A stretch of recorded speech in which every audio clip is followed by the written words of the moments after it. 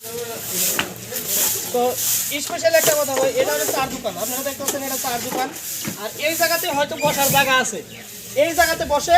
আর এটা হলো পানের দোকান, এই জায়গাতে পান খায়। এই জায়গাতে বৈশা এতটুকু আনছি, এই জায়গাতে পান খায়, পান খেয়ে পিকটা সরাসরি এই জায়গাতে ফালাইতে পারে। এই জায়গাটার অবস্থা দেখছেন কি হয়েছে।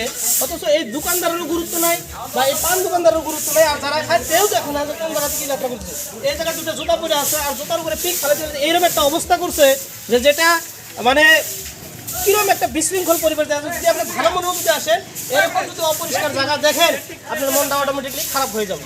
গতিকে আমরা সবাই পরিষ্কার পরিচ্ছন্নতা বজায় রাখবো, যাতে একটা জায়গা দেখলে যাতে আমগরের মনের মধ্যে একটা ভালো একটা ফিলিংস হয় বা আনন্দ হয়। আর বাইরে থেকে যারা আসবো আমগরে এই বাজার দেখার পরেও তাদের একটা হয় যে না, এই জায়গাতে মানুষের পরিষ্কার পরিচ্ছন্নতা বস্তুটা কি এটা জানে। তো আজকে থেকে আমরা উদ্যোগ নেব, আমরা এনজিওর তরফ থেকে, প্লাস এই বাজারে যারা দোকানদার আছি আর যারা কাস্টমার আছি আর যারা দৈনন্দিন এই বাজারে আসি, প্রত্যেকের দায়িত্ব যে আমরা নিজে নিজে এই বাজার প্লাস আমগরে সমাজ আমরা একদম পরিষ্কার পরিচ্ছন্নতা করে গড়ে তুলব ইনশাল্লাহ।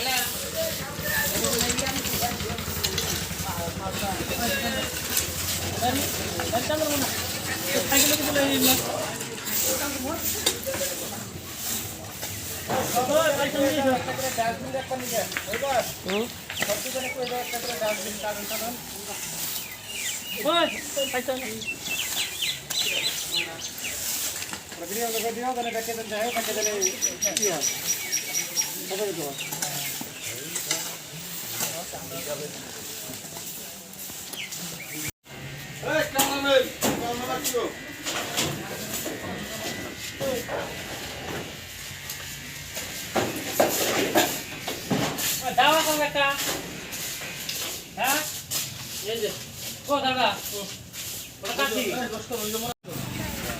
আমরা এনজিওর তরফ থেকে দেখতে যে সাফাই অভিযানটা করতেছে, বাজারটা পরিষ্কার করে ফেলছে, দেখছেন এর আগে এই কামটা আপনার কিরকম লাগছে? ভালো লাগছে। আজকে আগের থেকে আজকে আনন্দ লাগতেছে না? অনুরোধ করবার চাই যে আপনি সামনে একটা ডাস্টবিন বা কার্টন যে কোনো একটা বস্তু এক সাইডে রেখে দিবেন, যাতে এই গেজেট পেপারগুলা বা পলিথিনগুলা যাতে ওই জায়গাতে কাস্টমারগুলো যাতে ফেলাবার থাকে। ঠিক আছে? তাহলে যদি এক ফুট হয়ে থাকে আপনারও সুবিধা হবে কি, যে সময় লোড হবো তখন আপনি নিয়ে এক সাইডে ফেলাই দিবেন। ঠিক আছে? এতটুকু চেষ্টা করবেন ইনশাল্লাহ আজকে থেকে।